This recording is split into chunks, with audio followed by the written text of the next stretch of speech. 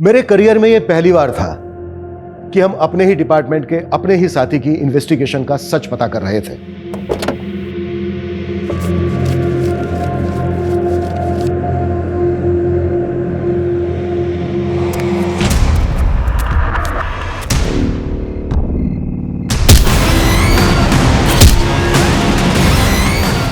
रात के अंधेरे में मौत का साया बनकर आता है वो।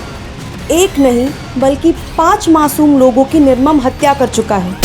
दहशत इतनी बढ़ चुकी है कि 24 घंटे लोगों को मौत का डर सताता रहा है।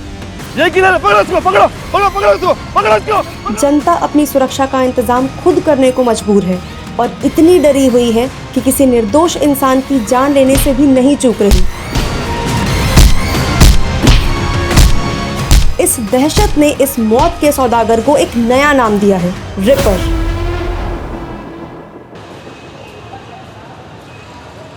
दीप्ति, हरिओम की फाइल लेकर आना।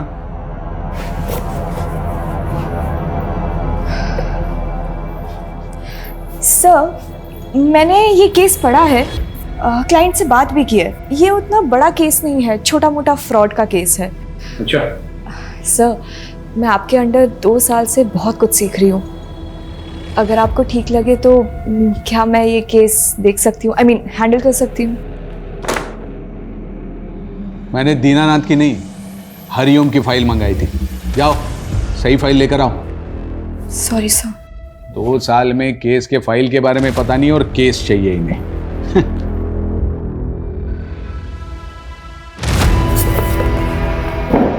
लॉ की पढ़ाई करना कोई काम ही नहीं है, बस टाइपिंग करना आना चाहिए तुम्हें। और क्या, इसी के तो पैसे कमा रही हूँ, है ना? मैं इस इंसान को ना मैं छोड़ूंगी नहीं। देखना, इसको अगर छोड़ दिया ना, मेरा भी नाम दीप्ति नहीं है।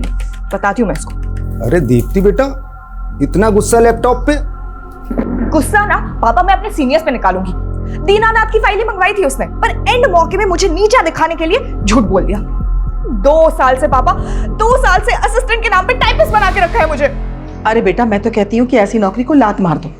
और वैसे भी शादी के बाद कौन सा तुम्हें नौकरी करना है? घर पे ही तो रहना है। मम्मा। हाँ, जैसे ये आपके साहबजादे पूरा दिन घर में पड़े पड़े मोबाइल से दुश्मनी निकालते हैं। अरे आप घूम फिर के हमारे पीछे क्यों पड़ जाते हैं? पापा, हमारे पास ना एक बहुत बढ़िया बिजनेस प्लान है, बस एक बार फाइनेंसर मिल जाए। कुल 5 लाख रुपए की जरूरत है। अरे एक ख्याली पुलाव से बाहर निकलो और कुछ काम धंधा करो, समझ में आया? आप लेकिन इसके साथ हमेशा ऐसे क्यों करते हैं? हाँ, जब देखो इसके पीछे पड़ जाते हैं। अरे बेटा, छोड़ना क्यों? कहीं और जाओगी तो फिर से शुरुआत करनी पड़ेगी, हैं? यहीं टिकी रहो। आखिर कुछ सीख ही रही हो ना, कुछ जा तो नहीं रहा है आपका? कितना सीखूंगी पापा, अब मुझे केस चाहिए। अरे केस भी मिलेगा, एक दिन इतना केस मिलेगा कि रातों रात तुम्हारा नाम होगा। जज, वकील, क्लाइंट सब तुम्हारे आगे पीछे होंगे। तब ना पापा, मैं सत्यनारायण को अपना असिस्टेंट बना के बहुत सुनाऊंगी। बिल्कुल सुनाना, मगर ये ऐसा उदास चेहरा अच्छा नहीं लगता है। एक बार फिर से मुस्कुरा दे मेरा बेटा। मेरा बेटा। मैडम जी, ये देखिए कितना प्यारा कलर है। 1 मिनट मैडम। हेलो, अरे ज्ञान भाई साहब, नमस्कार। कैसे याद किया? ये बताने के लिए फोन किया था कि संडे हमें शोरूम चलना है। शोरूम? किस लिए? अभी शादी में जो आप हमें गाड़ी देंगे उसकी बुकिंग नहीं मिल रही थी, तो मेरे एक दोस्त ने जुगाड़ लगाया है, अपना काम हो जाएगा। पर भाई साहब, गाड़ी की तो कोई बात ही नहीं हुई थी। अरे तो शादी भी तो कहाँ हुई है अभी तक, अभी बात कर लेते हैं। वैसे भी हमने कौन सा हेलीकॉप्टर मांगा है आपसे? पापा, इस सब की क्या जरूरत है? आप क्यों बेकार में उन लोगों को? तू चुप बैठ एकदम। एक तो लड़की तुझे पसंद है, इसलिए अलग जाति में शादी करने के लिए हम तैयार हो गए। अब इन्हें भी तो कुछ करना ही पड़ेगा ना। भाई साहब, इतनी महंगी गाड़ी हम कहाँ से देंगे? भाई साहब, हम गरीब आदमी हैं। अभी आप देख लीजिएगा, मुझे तो कार चाहिए, बाकी आपकी मर्जी। मर्जी नहीं, जबरदस्ती है ये। नहीं करनी है मुझे ये शादी पापा, आप प्लीज उन लोगों को जाके बता दीजिए। देखो बेटा, जिद नहीं करते हैं, फिर शादी ब्याह में तो लेन देन चलता ही है ना। सौरभ कितना अच्छा लड़का है और तुम पसंद भी करती हो। पापा, आपसे हमारे बिजनेस के लिए 5 लाख रुपए नहीं हो रहे और दी को 20 लाख रुपए की गाड़ी दे रहे हैं। हाँ, क्योंकि ये तुम्हारी तरह बिस्तर पे पड़े पड़े ख्याली पुलाव नहीं पकाती है। पापा, फाइनल है, मुझे ये शादी नहीं करनी। आप उन्हें जाके बता दीजिए प्लीज। देखो बेटा, जिद नहीं करते हैं। अब अपने पापा को देखो, पूरे जीवन भर साड़ी की दुकान में सेल्समैनी की, क्योंकि मेरा बेटा अच्छे घर जाए, हमेशा खुश रहे। पापा, मुझे ऐसी कोई खुशी नहीं चाहिए जो आपको तकलीफ दे। पागल, तुम्हारी खुशी से मुझे क्या तकलीफ होगी? हाँ, तू तो मेरा बच्चा है, मेरा बेटा है ना?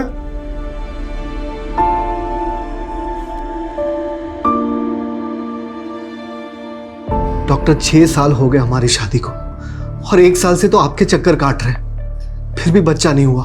आप ट्रीटमेंट करवाइए और भगवान पे भरोसा रखिए, सब अच्छा होगा। और लोगों का क्या है, लोग तो बातें करते ही रहते हैं। बाहर वाले क्या, अब तो रिश्तेदार भी हमें ताना मारने लग गए। सब बोलते हैं कि सबको बच्चे हो रहे हैं, बस हमारा ही बच्चा नहीं हो रहा। हम जब मर जाएंगे तो हमारी चिता को आग लगाने वाला भी कोई नहीं होगा।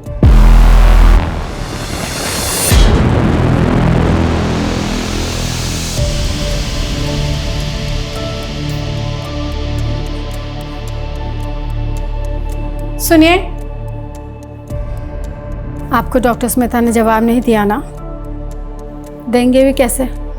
जिसका इलाज उसके हाथ में है, उसमें डॉक्टर कर भी क्या सकता है? अगर आप दोनों को भगवान में आस्था है तो मैं आपकी मदद कर सकती हूँ। पहले भी बहुत लोगों की कर चुकी हूँ। कैसी मदद? आप लोगों को बच्चा ही चाहिए ना? चारों तरफ भय का माहौल है। लखनऊ में जनता सड़क ही नहीं घर में भी असुरक्षित है। पता नहीं कब कहां से आकर वो हत्यारा उन्हें अपना शिकार बना ले।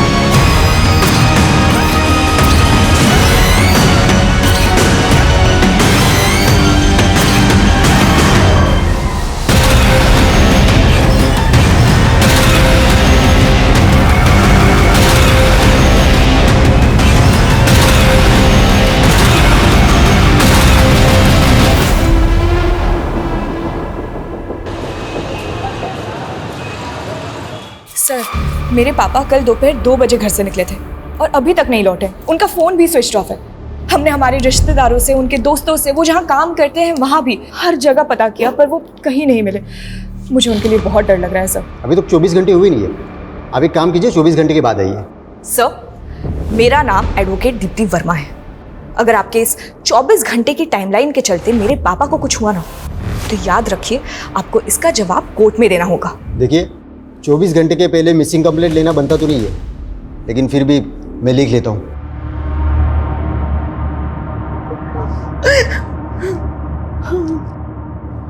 देखिए, आप घबराइए मत, अवतार भाई सब जल्दी आ जाएंगे।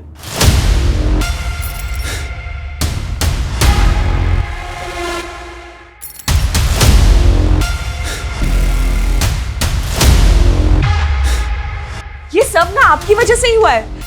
आपके कार की डिमांड की वजह से पापा कितना परेशान रहते थे।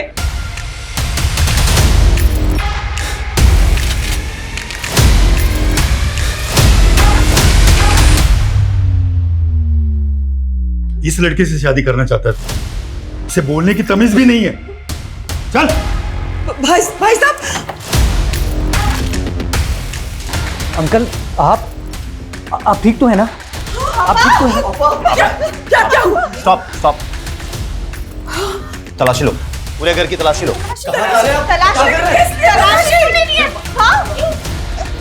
पापा को क्या हुआ है? रुक जाइए, आप शांति रखिए, आप सबको पता चल जाएगा।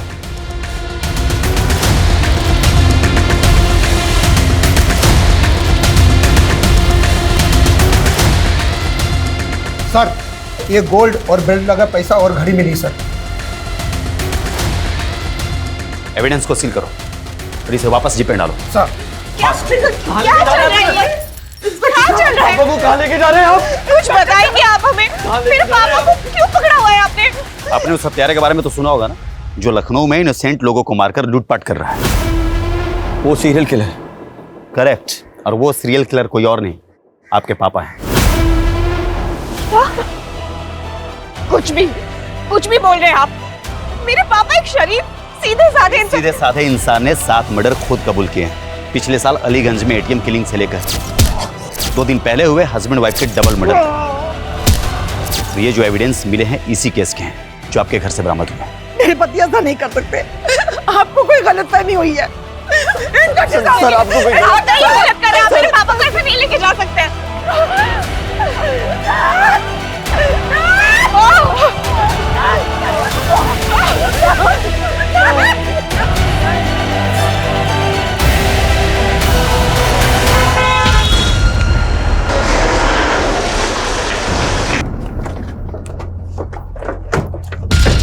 ध्यान से देखिए, ये है वो दरिंदा जिसने 7 मासूम लोगों की हत्या की है। अब कुछ कहना चाहिए इन मर्डर्स के मामले में? क्या आपको कभी किसी पर तरस नहीं आया? जवाब दीजिए, कुछ तो जवाब देकर जाइए। अवतार जी, आपको जवाब देने का जवाब दीजिए। ध्यान से देखिए, सारी की दुकान में काम करने वाला इतना साधारण सा दिखने वाला आदमी 7 मासूम लोगों का हत्यारा है। मेरे पापा जो किसी से ऊंची आवाज में बात तक नहीं करते, आपने उन्हें सीरियल किलर बना दिया। बनाया नहीं है, उन्होंने अपना जुर्म खुद कबूल किया है और खुद सबूत भी बरामद करवाया है। कबूल नहीं किया, करवाया गया है टॉर्चर करके। सब प्लीज आप। दीप्ति, मैंने ये केस बारीकी से पढ़ा है। सारे सबूत तुम्हारे पापा के खिलाफ है और उन्होंने कन्फेशन भी दिया है। कोई चांस नहीं है। सब मेरी बात सुनिए, ये पूरा केस ही झूठा है। यहाँ पुलिस फाउल प्ले का। मैं ये केस नहीं लड़ सकता, सॉरी। सब बट मेरी। मैडम जी, मैं समझ सकता हूं बड़ा मुश्किल है ये कि पुलिस को पिछले 1 साल से जिस सीरियल किलर की तलाश थी वो कोई और नहीं बल्कि आपके पापा हैं। नहीं है मेरे पापा किलर। मैं कोर्ट जाऊंगी और इस बात को साबित करूंगी, पर हार नहीं मानूंगी। जरूर जाइए दीप्ति जी, ये आपका हक है। पर एक बात याद रखिएगा, कोर्ट में भी ये बात साबित होगी कि 7 लोगों को मारने वाला कोई और नहीं बल्कि आपके पापा हैं।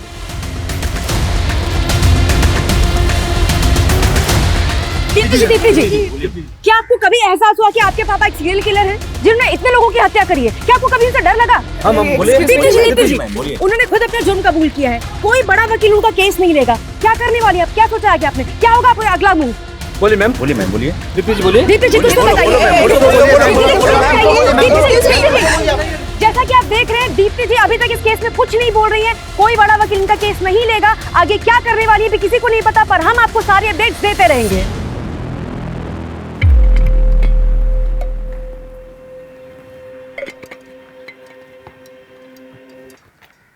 योर ऑनर, पुलिस ने मेरे पिता अवतार वर्मा को 8 अगस्त 2022 को किडनैप किया, टॉर्चर किया और जबरदस्ती उनसे वो जुर्म कबूल करवाए जो उन्होंने किए ही नहीं थे। ऑब्जेक्शन माय लॉर्ड, ये बिना किसी पुख्ता सबूत के पुलिस पर इल्जाम लगा रही है, जैसे पुलिस कोई किडनैपिंग गैंग चला रही है। मिस दीप्ति, आपने अपने पिता की मिसिंग कंप्लेंट लिखवाई थी। ये है मेरे पिता की मिसिंग कंप्लेंट की कॉपी जो हमने लिखवाई थी। बावजूद इसके पुलिस ने हमें 2 दिन तक कुछ इन्फॉर्म नहीं किया। कैसे इन्फॉर्म करता योर ऑनर? अक्यूज्ड ने 2 दिन तक मुंह ही नहीं खोला। कौन है, कहाँ रहता है, क्या करता है? 2 दिन तक वो मेरे पिता से उनका नाम, पता, ये सब जानने के लिए उन्हें टॉर्चर करते रहे। जब पुलिस मेरे पिता को घर पे लेके आई थी तो उनकी क्या हालत थी? वो अपने पैरों पे चल भी नहीं पा रहे थे। कौन है आपका गवाह? माय लॉर्ड, मैं कोर्ट को उनकी लिस्ट दूंगी, पेशी करवाऊंगी उनकी। दीप्ति जी, कोर्ट में मनगढ़ंत कहानियां नहीं, सबूत चलते हैं जो अवतार वर्मा के खिलाफ पुलिस के पास और जो कोर्ट में पेश किए गए। कौन से सबूत? वो गोल्ड क्यूब, घड़ी, पैसे जिसमें खून लगा हुआ था, जो खुद पुलिस ने हमारे घर पे प्लांट किया है, क्योंकि ऑनेस्टली ना उनके पास फॉरेंसिक टीम थी और ना ही सर्च वारंट। सर, वारंट और फॉरेंसिक रिपोर्ट के लिए हमने बोला था, लेकिन उसमें लेट होने वाला था। हमें एविडेंस को सिक्योर करने थे और डर था कि एविडेंस के साथ छेड़छाड़ की जा सकती है। अच्छा, इसीलिए उनको पूरे परिवार को हॉल में बंधक बनाना पड़ा और पुलिस खुद बेडरूम में जाके सबूत लेके भी आ गई। एविडेंस कलेक्शन की कोई रिकॉर्डिंग नहीं की गई। सर रिकॉर्डिंग भी की है और कोर्ट में सबमिट भी किया है। I object your honour. यहाँ जिस रिकॉर्डिंग की बात हो रही है वो पुलिस ने खुद की है, किसी ऑथराइज्ड वीडियोग्राफर के थ्रू नहीं हुई है। वाह दीप्ति जी वाह, कभी आप कहती है कि रिकॉर्डिंग हुई नहीं है, फिर आप कहती है कि पुलिस ने रिकॉर्डिंग कर ली है, ऑथराइज्ड वीडियोग्राफर ने रिकॉर्डिंग नहीं की। आपका ऑब्जेक्शन किस बात पे है? वीडियो की क्वालिटी पे? क्या अच्छा नहीं दिख रहा है? दीप्ति जी, अगर हम मान भी ले कि आपके पिता इनोसेंट हैं, फिर भी पुलिस के पास क्या कारण है कि वो उन्हें झूठे केस में फंसाएगी? अपने रेपुटेशन को बचाने के लिए। हम सबको पता है पिछले 1 साल से पुलिस किलर को नहीं पकड़ पाई है। फिर अचानक एक दिन उन्होंने मेरे पापा को पकड़ा और जेल में डाल दिया, जबकि एक्चुअली सीरियल किलर अभी तक बाहर घूम रहा है। 7 लोगों का मर्डर हुआ है। सच का जानना जरूरी है, जो पुलिस इन्वेस्टिगेशन में सामने नहीं आ पाया है। ये कोर्ट ऑर्डर देती है कि इस केस की जांच क्राइम ब्रांच से करवाई जाए ताकि सच जनता के सामने आ सके। Court dismissed. पुलिस की साख जो पहले से दांव पर थी, कोर्ट के फैसले से उसे बड़ा झटका लगा है। सीरियल किलर केस जांच में गड़बड़ी के आरोप के बाद केस क्राइम ब्रांच को सौंप दिया गया है, इस उम्मीद के साथ कि सच सामने आएगा। जो किलर पिछले 1 साल से पूरे शहर के लिए खौफ बना हुआ था, पुलिस की नींद उड़ाई हुई थी, किशन और अनीता के मर्डर के 2 घंटे बाद ही इतनी आसानी से उसको अरेस्ट कर लिया तुमने। कैसे? आसानी से नहीं सर, पिछले 1 साल से दिन रात एक कर रखा था हमने। फिर उस दिन जब मुझे डबल मर्डर की खबर मिली, मैं फौरन क्राइम सीन के लिए निकला। रास्ते में मुझे अवतार दिखाई दिया, बहुत ही अजीब बिहेव कर रहा था वो। गाड़ी रोक, गाड़ी रोक, गाड़ी रोक।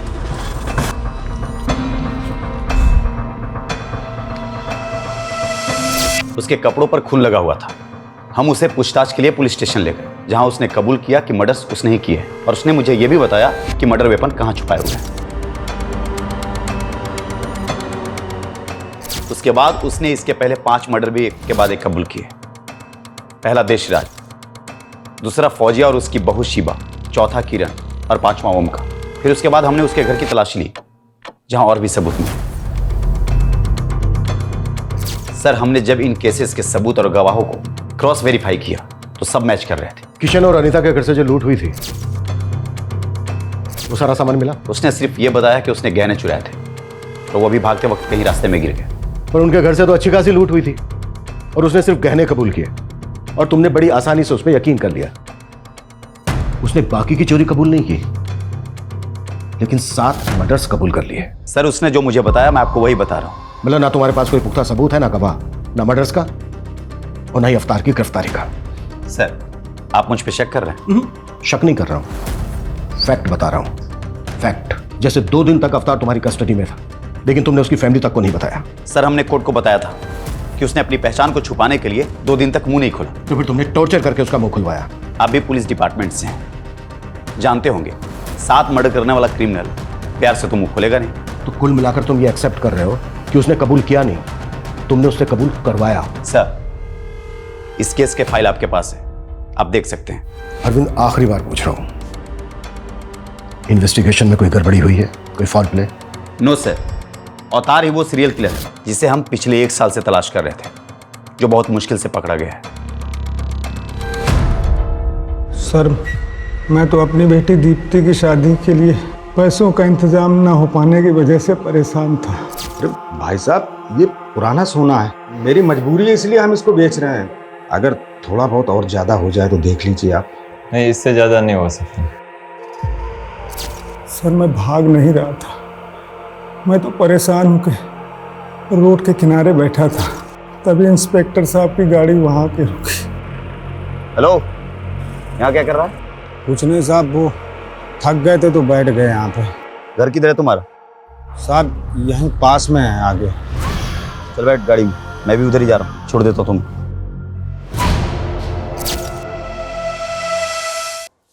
पीआई अरविंद का कहना है कि जब उन्होंने आपको पकड़ा तो आपके कपड़ों पर खून लगा था। किशन और अनीता के खून से सने वो कपड़े उन्होंने हमें दिए हैं, तो मेरे खून कहां से आया? सर ये तो हमें नहीं मालूम सर, वो मुझे पकड़ के थाने ले गए और वहाँ उन्होंने हमारे सारे कपड़े उतरवा दिए। और साहब 2 दिन तक हमारे साथ मारपीट करते रहे। बोले कि मैं जो कहता हूँ वो कबूल करो। चल बैंड खोल। अरे साहब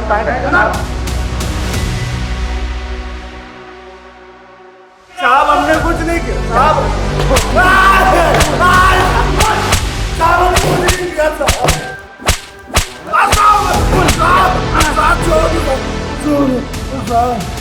अबे कबूल कर ले, वरना यहाँ से जिंदा नहीं जाता। अगर मैं कबूल नहीं करता तो सच में वो मुझे जान से मार देते साहब। किशन और अनीता के मर्डर के अलावा आपने 5 और मर्डर कन्फेस किए हैं।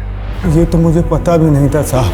वो जहाँ बोलते गए मैं साइन करता गया। मुझे नहीं पता था कि वो मुझे सीरियल किलर बना देंगे साहब। और फिर वहाँ से वो मुझे मेरे घर ले गए। अंदर से वो घड़ी, सोना और रुपए निकाल के लाए और साहब मुझे झूठे केस में फंसा दिया।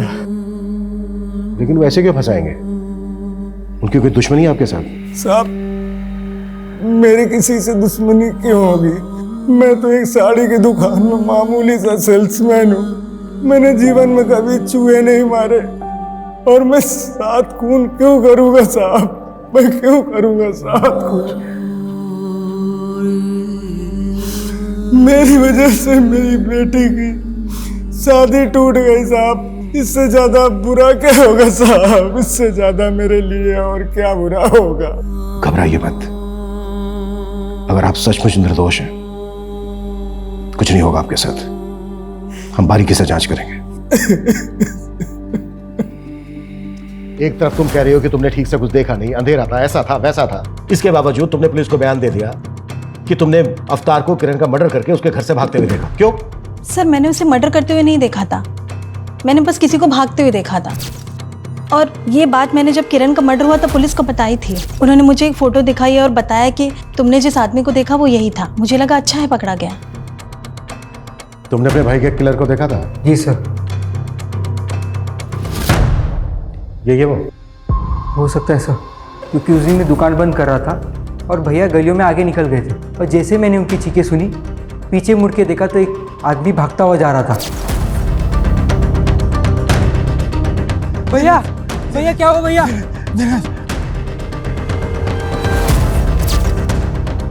ये घड़ी तुम्हारे भाई की है? हाँ सर। पक्का है? इसमें भी डाउट है? ऐसी ही दिखती थी शायद सर। शायद। ये गोल्ड क्यूब तुमने बनाई है? हाँ नहीं मतलब मैं ज्वेलर हूँ तो ये तो काम है सर मेरा। गोल्ड क्यूब बनाने का? हाँ गोल्ड का मतलब गहने। विकास ऐसे नहीं बोले गए, इसकी भी क्यूब बनानी पड़ेगी। अरे नहीं सर, मैं बताता हूँ। ये मैंने ही बनाई थी सर। किसके कहने पर? वो याद नहीं है सर। अच्छे से याद करके बता। इसके कहने पर? नहीं। इसके कहने पर नहीं तो किसके कहने पर बनाई? और फिर झूठा बयान कर दिया पुलिस को कि इसके कहने पर बनाई है? अरे सर ये क्यूब पुलिस ने ही बनवाई थी सर, और झूठा बयान भी पुलिस ने ही दिलवाया था। चल क्या हो गया सर? चल बता। अरे सर मैंने कुछ नहीं किया सर। अरे समझो सर बात को सर। मेरे करियर में यह पहली बार था कि हम अपने ही डिपार्टमेंट के अपने ही साथी की इन्वेस्टिगेशन का सच पता कर रहे थे, लेकिन लगातार पड़ला अवतार की तरफ झुकता जा रहा था। बावजूद इसके जांच में अभी तक सब कुछ 50-50 था।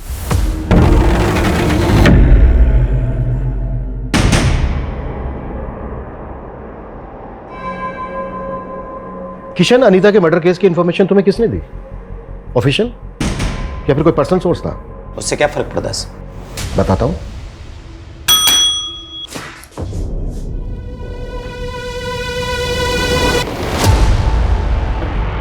पहचानते हो इसे? Mithilesh Kumar, police driver. इसने पुलिस को इन्फॉर्म करने के बजाय अपने पर्सनल नंबर से तुम्हारे पर्सनल नंबर पर कॉल करके मर्डर की इंफॉर्मेशन दी। मिथिलेश कुमार उर्फ तुम्हारा ड्राइवर, मिथिलेश कुमार उर्फ विक्टिम अनीता का मुंह बोला भाई।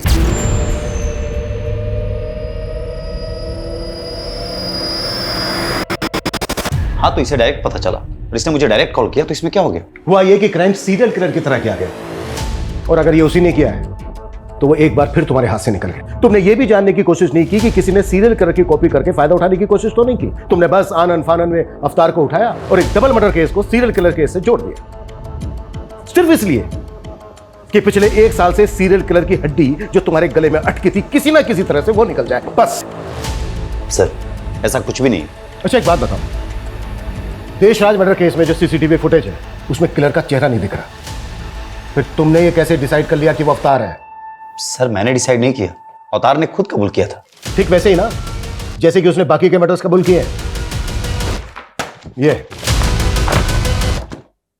ये अवतार की मेडिकल रिपोर्ट 1 महीने से ज्यादा हो गया है, उसकी अंदरूनी चोट भरी नहीं है, अभी तक बरकरार है। ऑप्शन क्या था उसके पास? अगर वो कबूल नहीं करता तो शायद तुम उसको कस्टडी में ही मार देते। सर, अवतार ने अनीता और किशन का मर्डर किया है और मर्डर वेपन उसने खुद बरामद करवाया। वही रोड ना जिसमें ब्लड के निशान तक नहीं है, फिंगरप्रिंट्स की तो बात ही कुछ और है। सर, उसने जानबूझ करके रॉड को पानी की टंकी में छुपाया था ताकि ब्लड और फिंगरप्रिंट्स दोनों धुल जाए। वाह, किलर तो बहुत स्मार्ट है और सेम टाइम पर बेवकूफ भी, क्योंकि उसने चोरी के गहने बेचने के बजाय उनकी गोल्ड क्यूब बनवाकर अपने घर में रख लिया। किरण मर्डर केस की विटनेस माला उसने तुम्हें नहीं बताया, बल्कि तुमने उसे बताया कि उसने जिस भागते हुए आदमी को देखा था वो अवतार है। ठीक वैसे ही जैसे ओम के भाई दिनेश को तुमने बताया कि उसने भी जिस भागते हुए आदमी को देखा था वो अवतार है। इन दोनों ने तो अवतार को पहचाना भी नहीं। मर्डर के वक्त जो उन्होंने स्टेटमेंट दी थी उसमें भागते हुए आदमी को अवतार के साथ रिप्लेस करके उसे बयान की शक्ल देकर उनके स्टेटमेंट पर साइन ले लिए। दिनेश ने अपने भाई की घड़ी तक को नहीं पहचाना है। सर, पता नहीं अब ये दिन वो झूठ क्यों बोल रहे हैं। झूठ वो लोग नहीं बोल रहे हैं जो तुम बोल रहे हो। जिस ज्वेलर से तुमने गोल्ड क्यूब बनवाई है ना, उसने बयान दिया है कि अवतार ने गोल्ड क्यूब नहीं बनवाई है बल्कि पुलिस ने बनवाई है, और पुलिस ने उससे झूठा बयान लिखवाया है। ठीक है, मैं मानता हूं कि इस सीरियल किलर केस में मैंने उसे गलत तरीके से फ्रेम किया ताकि ये सीरियल किलर केस का सरदर्द हमेशा के लिए खत्म हो जाए। और ये सच है सर कि अनीता और किशन का मर्डर अवतार ने किया। बस कर अरविंद, बस कर, कुछ तो शर्म कर यार। एक डबल मर्डर केस को सीरियल किलर मर्डर केस के साथ जोड़कर तुमने ना सिर्फ इस केस को खुला छोड़ दिया है बल्कि उस सीरियल किलर को भी मैसेज दे दिया है कि तू आजाद है, जो चाहे करना चाहे कर, हम तुझे ढूंढ ही नहीं रहे, हम तो ऑलरेडी किसी को बलि का बकरा बना चुके हैं।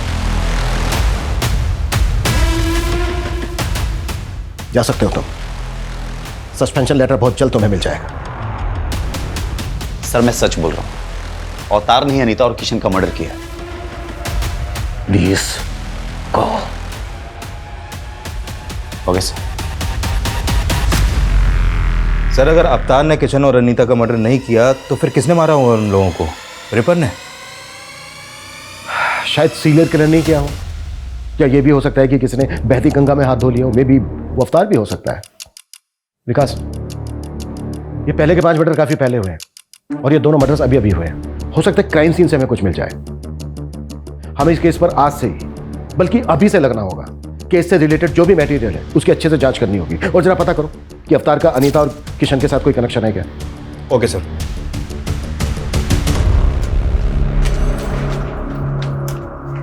गर्मा गर्म पकौड़े। ओह वाह। नो, हाथ गंदे है ना, पहले हाथ धो लो।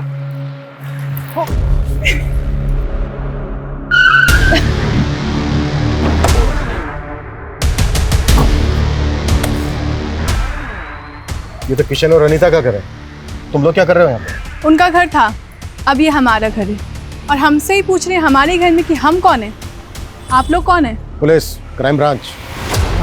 सर, मैं शुभम मिश्रा हूँ और ये मेरी के ले जाकर वहां पे रखा गया। सब पूरा घर बिखरा पड़ा था, लगता है ये मर्डर्स लूट के इरादे से किए गए।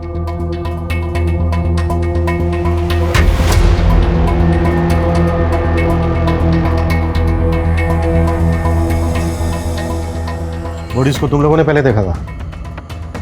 जी। क्या टाइम हुआ था तब?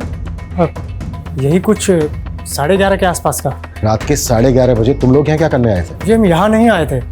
हम लोग खाना खाकर टहलने के लिए निकले थे, तो देखा कि दरवाज़ा खुला हुआ है, तो मैंने सोचा अंदर चल कर देखता हूँ। और जब मैं अंदर आया तो किशन और अनीता की किसी के साथ कोई दुश्मनी थी? उनकी किसी से क्या दुश्मनी होगी?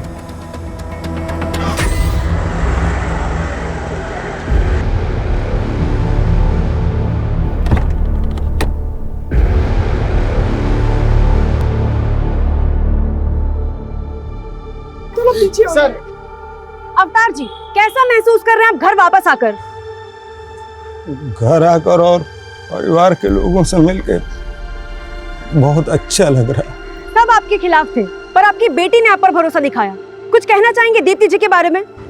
मैंने तो उम्मीद ही छोड़ दी थी, लेकिन मेरी बेटी दीप्ति ने मुझे बचा लिया, वरना मैं तो जेल में पड़े पड़े मर ही जाता। दीप्ति जी, पापा हमेशा से कहते थे कि मुझे एक बहुत बड़ा केस मिलेगा, पर मुझे नहीं पता था कि मैं पापा के लिए केस लड़ूंगी।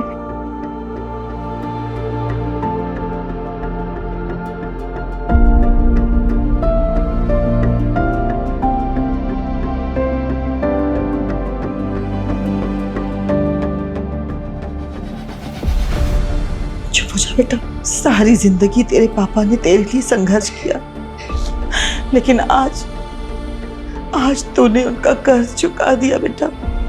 नहीं माँ, मैं मर भी जाऊं ना तो पापा का कर्ज कभी नहीं चुका सकती। Welcome back. और कैसा है मेरा बेटा? बिल्कुल ठीक।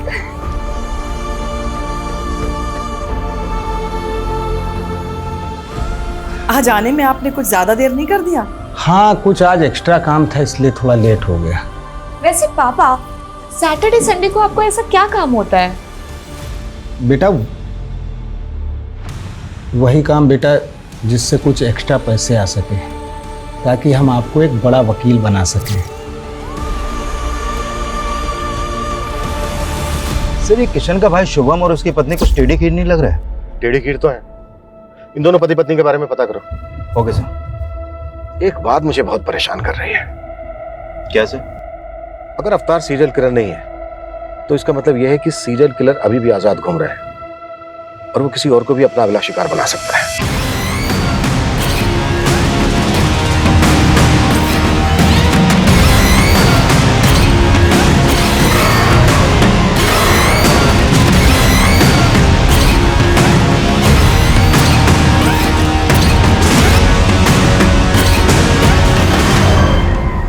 सर, शुभम के बारे में इंक्वायरी करते हुए पता चला कि जब वो पहले किशन के घर पे रहता था तो उसका आए दिन किसी से बहुत झगड़ा होता था। लेकिन किशन और अनीता तो दुबई में रहते थे, तो फिर झगड़ा किसके साथ होता था? उसी से, जो शुरू से इस केस में कुछ ज्यादा इंटरेस्ट ले रहा है। मिथिलेश, सर मेरा कोई पर्सनल इंटरेस्ट नहीं था। वो तो पिछली बार दीदी जब राखी पर इंडिया आई थी तो उन्होंने बोला था मुझे। अरे राणा बेटा इधर आओ, देखो मैं तुम्हारे लिए क्या लेकर आया। थैंक यू ताऊ जी। एक मिनट, ये गिफ्ट तुम्हारी है? हाँ। नहीं तो भैया, जब हम दुबई में हो ना तो आप यहाँ पर चक्कर लगाते रहा करो। अरे शुभम रह तो रहा है यहाँ पर। यही तो दिक्कत है कि वो रह रहा है। मुझे तो डर लग रहा है कि हमारे जाने के बाद वो इस घर पे कब्जा कर लेगा। अनीता के फ्रिज में चिकन था, ये पता है तुम्हें? हाँ सर, वो मेरे सामने ही सीज किया था उन्होंने। फॉरेंसिक की रिपोर्ट में आया है कि उस चिकन में जहर मिला था, चूहे मारने की दवाई। और तुम और अरविंद तो अवतार को सीरियल किलर बनाने पर तुले हुए थे। आई एम श्योर वो रिपोर्ट किसने देखी तक नहीं होगी। लेकिन सर, वो चिकन तो दीदी जीजाजी ने नहीं खाया था।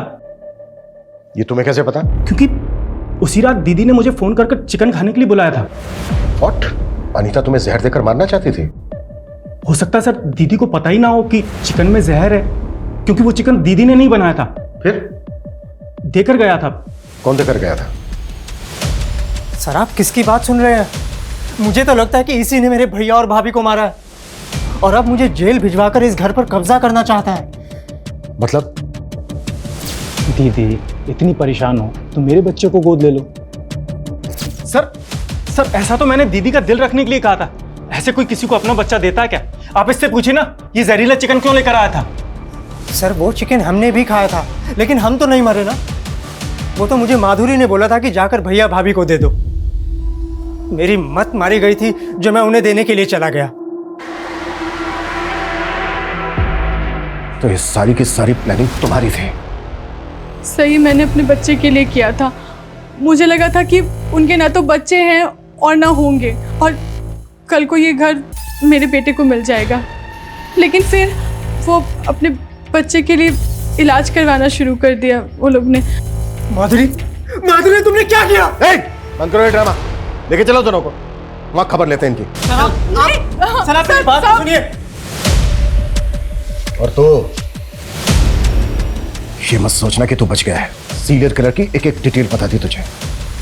किशन और अनीता का मर्डर बिल्कुल वैसा ही हुआ है। मैंने ऐसा कुछ भी नहीं किया सर। अगर किया है तो सोच ले, नौकरी तो जाएगी जाएगी, अंदर भी जाएगा, वो भी लंबा। सर अगर वाकई में अनीता और किशन के डबल मर्डर्स में इनका हाथ हुआ तो हमारी मुश्किलें और भी बढ़ने वाली हैं, क्योंकि वो सीरियल किलर यानी कि रिपर अभी भी खुलेआम घूम रहा है।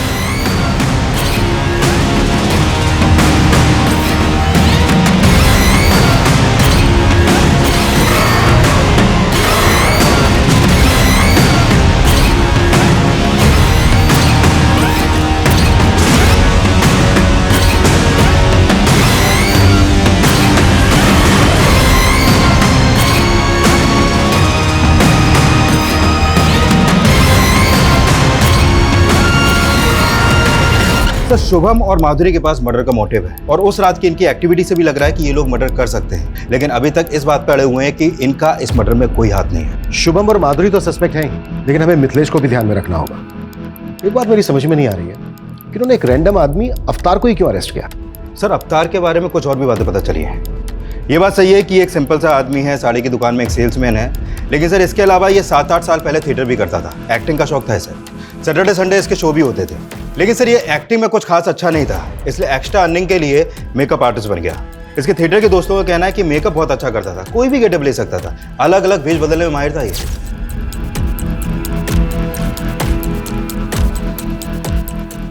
सर आपने अभी की ब्रेकिंग न्यूज देखी? क्या न्यूज है? जैसी करनी वैसी भरनी का ताजा उदाहरण है लखनऊ सीरियल किलर केस का मामला। जब वो दबे पांव अपना अगला शिकार करने जा रहा था, लोगों ने उसे देखा और उन्हें शक हुआ। गुस्साई भीड़ ने कॉलोनी में घुसकर उसे इतना मारा कि मौके पर ही उसकी मौत हो गई। पुलिस ने स्थिति पर काबू पा लिया है और जांच चल रही है।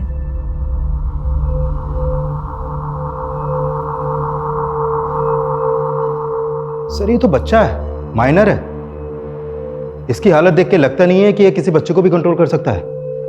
सर मुझे लगता है कि भीड़ ने गुस्से में आके फिर एक बच्चे की जान ले ली। सिचुएशन को कंट्रोल करना पड़ेगा। इस रिपर ने पूरे शहर को पैनिक कर दिया है। लोग इतने डरे हुए हैं कि किसी की भी जान लेने पर उतार हुए हैं। Excuse me sir. Hello sir, Anita और किशन के कॉल रिकॉर्ड आ गए हैं। उनके कॉल रिकॉर्ड में किसी बाबा का नंबर तो नहीं मिला है, लेकिन एक नंबर है जिस पर मर्डर वाले दिन किशन ने कई बार कॉल किए हैं और लास्ट कॉल रात 11 बजे के आसपास हुई है। कौन है वो? राधा। सर ये उसी क्लिनिक में नर्स है जहाँ पर किशन अनीता का इलाज करवा रहा था। सर इस राधा के टच में एक बाबा भी है और इनके कॉल रिकॉर्ड के अकॉर्डिंग मर्डर वाली रात इन दोनों की लोकेशन किशन के घर के आसपास की थी। दोनों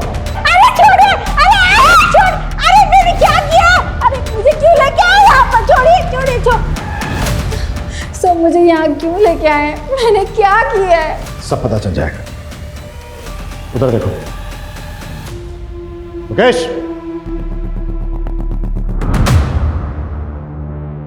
गुड, काफी समझदार हो दोनों। अब डायरेक्टली पूछ रहा हूं, मार खा के बोलोगे या फिर बिना मार खाए? बोलो। सर अनीता और किशन मुझे क्लिनिक में मिले थे। अगर आप दोनों को भगवान में आस्था है तो मैं आपकी मदद कर सकती हूँ। कैसी मदद? सर क्लिनिक ऐसी जगह थी जहाँ पर लोग बच्चे के लिए कितना भी पैसा लुटाने के लिए तैयार होते थे। मैं उन्हें बाबा की पट्टी पढ़ाती थी और फिर हम मिलकर उनको पूजा पाठ के नाम पर पैसे निकलवाने की कोशिश करते थे। बाबा बच्चे को देखने और माँ सुनने के लिए मेरे कान तरस गए। हमारे पास सब कुछ है, लेकिन वो किस काम का जब औलाद ही नहीं है। औलाद हो जाएगी, पर उसके लिए पूजा करनी होगी, वो भी पूरी श्रद्धा के साथ। मैं करूंगी बाबा। ऐसी पूजा से हम 50,000 तक निकला लेते थे। जब वो दोनों पैसे देने के लिए तैयार थे तो फिर उन दोनों को मारा क्यों? हमने उन्हें नहीं मारा सर। ड्रामा मत करो, क्योंकि ये पता चल चुका है हमें, तुम दोनों गए थे वहां पर। हम वहां पर सिर्फ पूजा करने के लिए गए थे सर। हमारे पहुंचने से पहले वहां पर कांड हो चुका था। हमें यहाँ से फौरन जाना चाहिए वरना बुरा फंस जाए। पागल हो यो, जो होना था वो तो हो चुका है, हम खाली हाथ क्यों जाएं?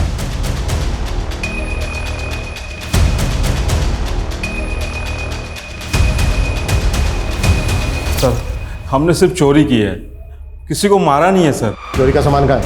सर हमारे पास है, हम दे देंगे, हम सब दे देंगे सर। पता ही ज़्यादा कीमती है, लेकिन चोरी की है ना, 8 से 10 लाख रुपए मिलेंगे। चाहिए तो बोलो, नहीं तो रखो।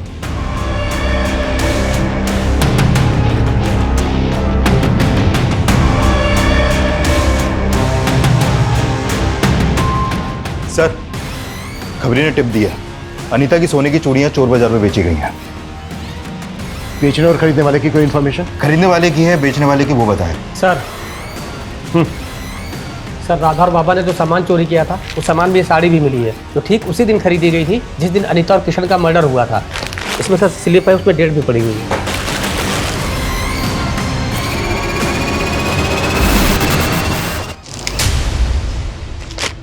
हाँ सर, ये साड़ी हमारी दुकान से खरीदी गई है, लेकिन इसका फॉल लगाने के बाद घर भेजनी थी, इसलिए उस दिन दुकान बंद होने के बाद हमने भेजी थी। दुकान कब बंद होती है आपकी? दुकान 9 बजे बंद हो जाती है साहब, लेकिन सब समेटते समेटते 10 बज जाते हैं। इस साड़ी को देने कौन गया था?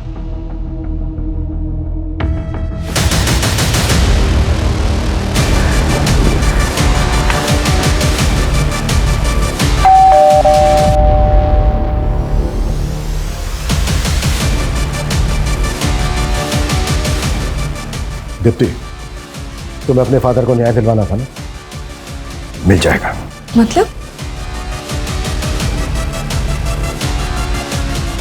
मतलब ये खुद बताएंगे।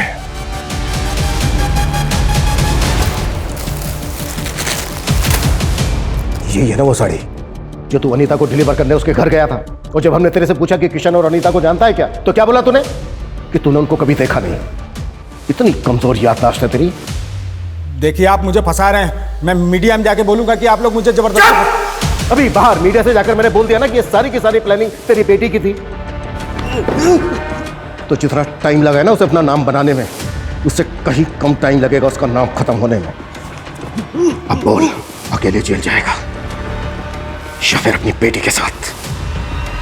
दीप्ति, दीप्ति मेरी बेटी, मेरी जान है। उसके लिए बड़े घर का रिश्ता आया, तो मुझे लगा कि मेरी बेटी बड़े घर जाएगी तो जीवन भर खुश रहेगी, पर उन्होंने शादी में 20 लाख की कार मांग दी।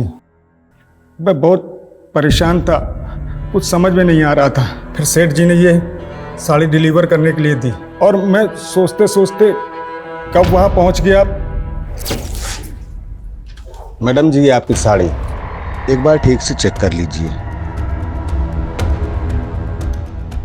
तभी मेरी नज़र उन गहनों में पड़ी। उसके गहने मेरे दिमाग में घूमते रहे कि अगर ये गहने मुझे मिल जाएंगे, मेरी बेटी की शादी अच्छी से धूमधाम से हो जाएगी। सीरियल किलर के बारे में टीवी में देखा था, तो ठीक उसी तरह मैंने उन दोनों का मर्डर कर दिया। मैंने उन्हें मारकर उनके सारे गहने ले लिए थे, पर मैं इतना डर गया था, डर के मारे इधर उधर भटक रहा था, और तभी वहाँ पुलिस की गाड़ी आ गई। तू एक आम आदमी है, इतना बड़ा क्राइम करके तूने पुलिस को बेवकूफ़ बनाया, कैसे? सर, मेरी बेटी वकील है, और उससे केस के बारे में बातचीत होती रहती थी, तो मुझे समझ में आ गया था कि पुलिस को कैसे घुमाना है। घुमाया तो बहुत तूने, लेकिन अब तेरी बारी है। देशराज, फौजिया, शिवा, किरण, ओम के मर्डर करने में तूने अपने मेकअप आर्टिस्ट होने का फायदा उठाया। चेहरा बदल बदल के मर्डर किए तूने, ताकि कोई देखे भी तो बाद में पहचान ना पाए। साहब, मैं मेकअप आर्टिस्ट था, पर मैंने ऐसा कुछ नहीं किया जो इल्ज़ाम आप मुझ पे लगा रहे हैं। पहले उन लोगों ने मारपीट करके सीरियल किलर बनाया, और अब आप भी वही कर रहे हैं। साहब, मैं मानता हूं कि मैंने अनीता और किशन को मारा है, बाकी मैंने किसी को नहीं मारा है। मैं सच बोल रहा हूं साहब। किशन और अनीता के मर्डर्स अवतार वर्मा ने कबूल कर लिए हैं। इसके पुख्ता सबूत भी है हमारे पास, पर बाकी के 5 मर्डर्स वो हमेशा की तरह डिनाई करता रहा। हालांकि हमने बहुत कोशिश की, पर साबित करना हमारे लिए आसान नहीं था। इसके बावजूद हम आज भी पूरी कोशिश कर रहे हैं उन केसेस को सोल्व करने की। जय हिंद। मेरे करियर में यह पहली बार था कि हम अपने ही डिपार्टमेंट के अपने ही साथी की इन्वेस्टिगेशन का सच पता कर रहे थे।